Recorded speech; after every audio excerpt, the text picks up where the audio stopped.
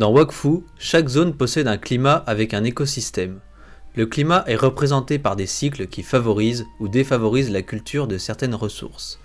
L'écosystème est représenté par la liste des ressources que vous pouvez planter et récolter dans la zone.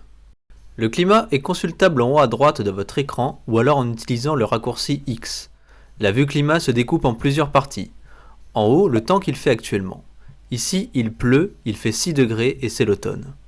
À gauche, le temps qu'il va faire aux horaires indiqués. À droite, le temps et la température idéale par ressource.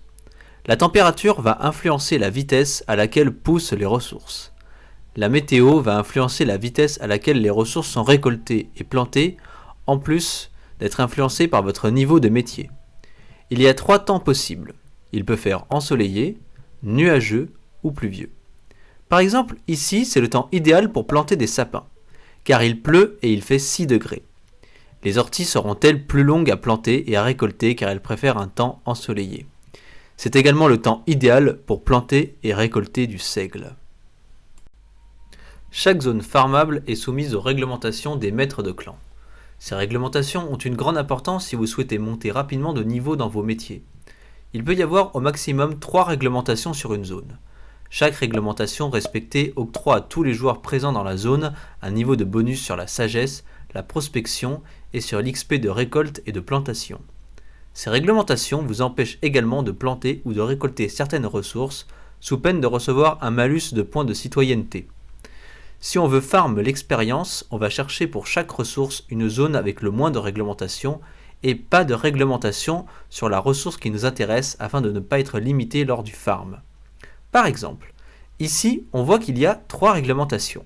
Les plantes, donc les ressources pour les herboristes, les arbres, donc les ressources de forestiers, et une famille de monstres qui concerne les trappeurs.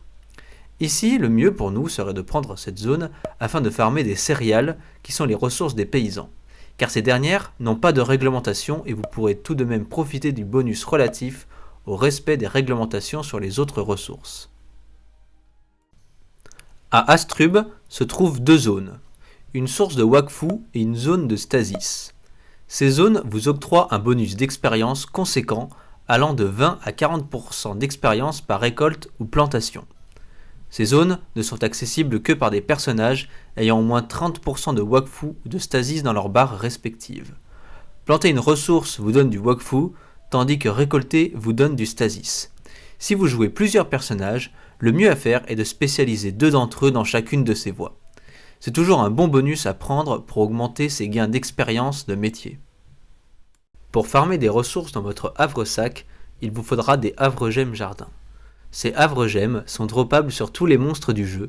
Vous pouvez également les obtenir en double-cliquant sur une pile de 10 fragments de havre-gemmes jardin dans votre inventaire. Il vous faudra ensuite placer vos havre-gemmes dans le socle prévu à cet effet dans votre havre-sac. Farmer dans son havre-sac implique les choses suivantes. Vous ne pouvez pas vous faire voler vos ressources, c'est-à-dire que lorsque vous plantez une ressource, aucun autre joueur ne pourra venir récolter vos ressources à votre place. Vous n'êtes pas dépendant de la météo. En cas de météo défavorable, vos chances de plantation ainsi que votre vitesse de récolte ne sera pas diminuée. Vous n'êtes pas soumis aux réglementations des maîtres de clan. Vous pouvez planter et récolter autant de ressources que vous le souhaitez dans votre havre-sac. Vous pouvez planter des arbres sur n'importe quelle parcelle de votre havre-gemme jardin. Dans la nature, certaines cases sont strictement réservées aux arbres. Il en est de même pour les cultures et les plantes, même si ces dernières sont généralement plus nombreuses. Cependant, dans votre havre-sac, vous ne gagnez pas d'XP sur vos métiers. Il est impossible de gagner de l'expérience via la récolte ou la plantation de ressources si vous plantez ou récoltez dans votre havre-sac. Vous ne pouvez pas profiter d'une météo favorable. Comme nous l'avons vu, une météo favorable augmente vos chances de réussir une plantation, augmente votre vitesse de récolte et diminue le temps de pousse. Dans votre havre-sac, vous êtes tenu au seuil de base pour ces éléments-là. Voici quelques éléments en vrac utiles à connaître pour farmer vos ressources dans Wakfu. Le respect de toutes les réglementations du maître de clan multiplie par 2 la probabilité d'apparition de ressources rares. Lorsque vous plantez vos ressources à l'extérieur de votre havre-sac, ces dernières possèdent une protection contre la récolte par un autre joueur. La durée de cette protection est suffisante pour que la ressource atteigne sa maturité. Vous pouvez faire une suite de demandes de plantation en utilisant une graine et en faisant glisser votre curseur sur la zone où vous souhaitez ensemencer. Il n'est pas nécessaire de planter une nouvelle ressource afin d'espérer avoir sa version rare. Récolter les boutures d'un arbre pourrait faire qu'il repousse dans sa version rare. Idem pour les céréales ou les plantes. J'espère que cette vidéo vous a plu. Si c'est le cas, faites-le moi savoir en commentaire. Merci et bon jeu!